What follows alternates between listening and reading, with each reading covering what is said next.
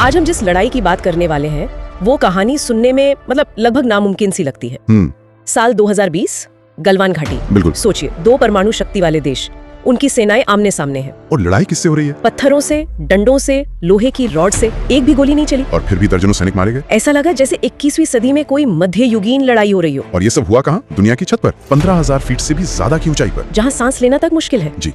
हमारे सूत्र बताते हैं कि ये सिर्फ एक झड़प नहीं थी, बल्कि एक सोचा समझा हमला था, और उसके जवाब में जो वीरता दिखाई गई वो असाधारण थी। और इस पूरी कहानी के केंद्र में है 16 बिहार रेजिमेंट के कमांडिंग ऑफिसर कर्नल बी संतोष बाबू। बिल्कुल। तो आज हम इसी कहानी की परतें खोलेंगे।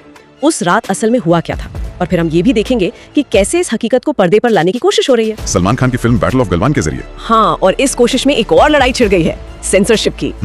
तो चलिए शुरू से शुरू करते हैं। मेरा पहला सवाल यही है कि आखिर 2 आधुनिक सेनाओं के बीच बंदूकें क्यों नहीं चली? ये सवाल ही पूरी कहानी की बुनियाद है। अच्छा। इसकी वजह है लाइन ऑफ एक्चुअल कंट्रोल यानी LAC, और उससे जुड़ा एक बहुत पुराना समझौता। LAC, जो कि कोई तय इंटरनेशनल बॉर्डर तो है नहीं? नहीं, बिल्कुल नहीं। ये बस एक लाइन है जहां दोनों देशों की सेनाएं तैनात हैं। तो सालों के तनाव के बाद शांति बनाए रखने के लिए एक समझौता हुआ था। क्या समझौता था? कि LAC के 2 किलोमीटर के दायरे में कोई भी सैनिक बंदूक या किसी भी तरह के फायर आर्म्स का इस्तेमाल नहीं करेगा। ओह, तो शांति के लिए बनाया गया नियम ही इस क्रूर लड़ाई की वजह बन गया। एक तरह से हाँ। अगर बंदूकें होती तो शायद लड़ाई दूर से होती, लेकिन यहाँ तो बात हाथों हाथ की लड़ाई पर आ गई।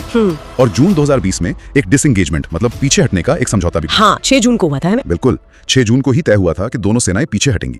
लेकिन कुछ ही दिनों में भारतीय पेट्रोलिंग टीम ने देखा कि चीनी सेना ने न सिर्फ समझौते को तोड़ा है, बल्कि भारतीय इलाके में एक निगरानी चौकी और टेंट भी लगा दिए हैं। जी। और यहीं पर कर्नल संतोष बाबू की एंट्री होती है। जहाँ तक मुझे पता है वो अपनी टीम लेकर लड़ने तो नहीं गए थे। नहीं, बिल्कुल नहीं। उनका मिशन बातचीत करना था। अच्छा। वो बस ये पुष्टि करने गए थे कि चीनी सेना ने वाकई समझौता तोड़ा है या नहीं, और अगर तोड़ा है तो उन्हें शांति से पीछे जाने के लिए कहना था। लेकिन ऐसा हुआ नहीं। नहीं, हमारे सूत्रों के मुताबिक चीनी सैनिक पहले से ही लड़ाई के लिए तैयार बैठे थे। ये एक जाल था। यूं समझिए कि ये एक जाल ही था। जैसे ही कर्नल बाबू और उनकी टीम वहां पहुंची, बातचीत कुछ ही मिनटों में एक भयानक हाथापाई में बदल गई। और ये कोई आम हाथापाई नहीं थी। हथियारों के तौर पर क्या इस्तेमाल हुआ ये सुनकर तो रोंगटे खड़े हो जाते हैं। लोहे की छड़ें, पत्थर और कीलों से जड़ी हुई लाठियां। बाप रे। सोचिए, रात का अंधेरा, खड़ी और पथरीली ढलान, और उस पर ये बर्बर हथियार। हाँ। हमारे पास जो सैन्य विश्लेषण है वो बताते हैं कि कई सैनिकों की जान सीधे चोट लगने से नहीं, बल्कि उस संकली पहाड़ी से फिसलने, गिरने या धक्का दिए जाने से हुई। लड़ाई का एक हिस्सा दुश्मन था तो दूसरा हिस्सा वो खतरनाक माहौल खुद था। बिल्कुल, वो जानलेवा इलाका। और ऐसी स्थिति में अपनी टुकड़ी को कमांड करना, मैंने सुना कि दुश्मन की संख्या भी बहुत ज्यादा थी। हाँ, चीनी सैनिक संख्या में कहीं ज्यादा थे, लेकिन यहाँ पर लड़ाई का मनोविज्ञान सामने आता है। वो कैसे? देखिए, चीनी सेना शायद एक संगठित तकनीक पर निर्भर करने वाली लड़ाई के लिए तैयार थी। उनका सामना हुआ 16 बिहार रेजिमेंट के उन सैनिकों से जिन्होंने उस रात एक तरह से आदिम क्रूरता को ही अपना हथियार बना लिया। अच्छा। कई रिपोर्ट्स कहती हैं कि चीनी सैनिक इस तरह के जवाबी हमले से हैरान रह गए थे। ये उनके लिए सिर्फ एक शारीरिक लड़ाई नहीं थी, बल्कि एक मनोवैज्ञानिक सदमा था। और इस मनोवैज्ञानिक हमले का नेतृत्व कर रहे थे कर्नल संतोष बाबू। गंभीर रूप से घायल होने के बावजूद उन्होंने लड़ना नहीं छोड़ा। यही एक लीडर की पहचान होती है। वो सबसे आगे थे।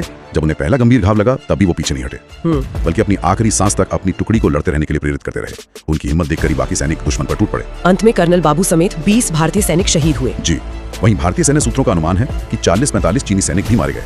हालांकि चीन ने आज तक सिर्फ 4 की मौत कबूली है। इस असाधारण वीरता के पीछे जो इंसान थे कर्नल संतोष बाबू, उनकी कहानी भी तो उतनी ही असाधारण होगी। बिल्कुल। तेलंगाना के एक छोटे से शहर से आते थे, एक बैंक मैनेजर के बेटे। उनका पूरा जीवन ही देश सेवा के लिए एक तैयारी जैसा लगता है। सैनिक स्कूल से लेकर नेशनल डिफेंस एकेडमी NDA तक 2004 में 16 बिहार रेजिमेंट में कमीशन हुए। उनके साथी उन्हें एक ऐसे अफसर के तौर पर याद करते हैं जो सख्त थे, लेकिन साथ ही बहुत सहानुभूति भी रखते थे। मैंने ये भी पढ़ा है कि उन्होंने कांगो में UN की शांति सेना में भी सेवा दी थी। हाँ, दी थी। और वहाँ भी एक मुश्किल ऑपरेशन में उन्होंने अपनी सूझबूझ से कई जानें बचाई थी। और दिसंबर 2019 में उन्होंने 16 बिहार की कमान संभाली, और सिर्फ 6 महीने बाद ही देश के सामने सबसे बड़ी चुनौतियों में से एक का सामना किया। जी। इसी सर्वोच्च बलिदान के लिए उन्हें मरणोपरांत महावीर चक्र दिया गया, भारत का दूसरा सबसे बड़ा युद्धकालीन वीरता पुरस्कार। और उनके महावीर चक्र का जो प्रशस्ति पत्र है, जो भारत के राजपत्र में छपा, उसकी भाषा उनके शौर्य की पूरी कहानी कह देती है। हाँ, मैंने भी उसके कुछ हिस्से देखे हैं। उसमें लिखा है, कर्नल बिक्कू मल्ला संतोष बाबू सुदृढ़ योजना के साथ उन्होंने इस कार्य को सफलतापूर्वक अंजाम दिया। यहाँ ये सुदृढ़ योजना शब्द बहुत महत्वपूर्ण है। वो अंधेले में तीर नहीं चला रहे थे, वो पूरी प्लानिंग के साथ गए थे। हर स्थिति के लिए तैयार थे। बिल्कुल। आगे लिखा है, शत्रु सैनिकों की अत्यधिक संख्या होने के बावजूद उन्होंने भारतीय सैन्य टुकड़ियों को वापस भेजने के शत्रु के प्रयास का मुकाबला करना जारी रखा। इसका मतलब साफ है, उन्हें पता था कि सामने से जानलेवा हमला हो सकता है, कि उनकी जान जा सकती है, फिर भी वो आगे बढ़े। ये सिर्फ बहादुरी नहीं, ये ड्यूटी की भावना की पराकाष्ठा है। सही कहा। और सबसे मार्मिक हिस्सा अंत में, गंभीर रूप से घायल होने के बावजूद उन्होंने अपने अंतिम सांस तक शत्रु के आक्रमण का पराक्रम पूर्वक मुकाबला किया और राष्ट्र के लिए सर्वोच्च बलिदान दिया। ये शब्द उस रात का पूरा सार है। एक लीडर जो सबसे आगे खड़ा था और मरते दम तक अपनी टीम का हौसला बढ़ाता रहा। यहीं से बात आती है फिल्म बैटल ऑफ गलवान की, जिसमें सलमान खान कर्नल संतोष बाबू का किरदार निभा रहे हैं। जी, और जब ऐसी कोई सच्ची कहानी पर्दे पर आती है तो एक नई लड़ाई शुरू होती है। हकीकत को पर्दे पर उतारने की लड़ाई। बिल्कुल। निर्देशक हैं अपूर्व लाखिया, जो एक्शन फिल्मों के लिए जाने जाते हैं, और फिल्म को पेश किया जा रहा है बिना एक भी गोली चलाए भारत की सबसे क्रूर लड़ाई के तौर पर। मैंने पढ़ा है कि तैयारी काफी गंभीर है। सलमान खान ने इस रोल के लिए खास ट्रेनिंग ली है, हाई एल्टीट्यूड वॉरफेयर की भी। हाँ, और शूटिंग भी लद्दाख में उन्हीं जगहों के पास हो रही है जहाँ असल घटना हुई थी। -10 डिग्री तापमान में कम ऑक्सीजन के बीच। ये प्रामाणिकता लाने की एक अच्छी कोशिश है। फिल्म का फोकस भी गोलियों पर नहीं बल्कि हाथापाई के दृश्यों पर है, जिन्हें नाइट विजन में शूट किया जाता है, ताकि दर्शकों को उस रात के अंधेरे और अफरा तफरी का एहसास हो सके। जी, फिल्म का जो पहला मोशन पोस्टर आया था, जिसमें सलमान खान के हाथ में कांटेदार तार लिपटी एक छड़ी है, वो भी इसी क्रूर हकीकत की तरफ इशारा करता है। तो एक तरफ तो ये सब बहुत अच्छा लगता है कि एक नायक की कहानी को इतने बड़े पैमाने पर दिखाया जाएगा, लेकिन यहीं पर कहानी में एक बड़ा मोड़ आता है। हमारे सूत्रों के मुताबिक फिल्म के निर्माता पर्दे के पीछे एक अलग ही लड़ाई लड़ रहे हैं, और वो लड़ाई है सेंसर बोर्ड के साथ। और ये लड़ाई कहानी की आत्मा से जुड़ी है। Central board of film certification (CBFC) ने कथित तौर पर कुछ ऐसे बदलाव करने को कहा है जो बहुत गंभीर सवाल खड़े करते हैं। जैसे कि पहला, फिल्म के टाइटल से LAC शब्द हटाने को कहा गया। क्या? और दूसरा, कहानी से वास्तविक जगहों के सभी संदर्भ हटाने को कहा गया। एक मिनट, मतलब एक सच्ची घटना पर आधारित फिल्म से उसकी सच्चाई ही छीन ली जाए, उसे काल्पनिक कहानी बना दिया जाए? ये तो बहुत अजीब बात है। और सुनिए, हिंसा को 33% कम करने का निर्देश भी दिया गया। 33%? मतलब एक ऐसी लड़ाई जो अपनी क्रूरता और बर्बरता के लिए ही जानी जाती है, उसमें आप हिंसा को कैसे कम कर सकते हैं? यही सवाल है। क्या ये उन सैनिकों के अनुभव को कमजोर करना नहीं है जिन्होंने उस क्रूरता को झेला था? ये तो ऐसा हुआ जैसे आप किसी सैनिक से कहें कि वो अपनी कहानी सुनाए लेकिन डरावनी बातें ना बताएं। बिल्कुल।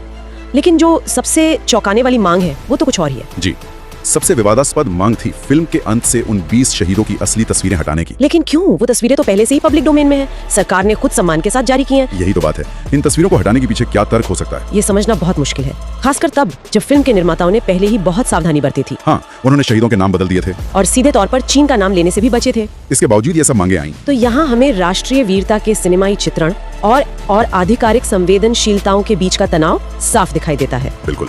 एक तरफ आप अपने नायकों की कहानी दुनिया को बताना चाहते हैं, और दूसरी तरफ एक सरकारी संस्था है जो शायद कूटनीतिक या राजनीतिक वजहों से उस कहानी के असर को उसे सैनिटाइज करना चाहती है। तो क्या ये संवेदनशीलताओं की रक्षा उन शहीदों के बलिदान का अपमान नहीं कर रही है?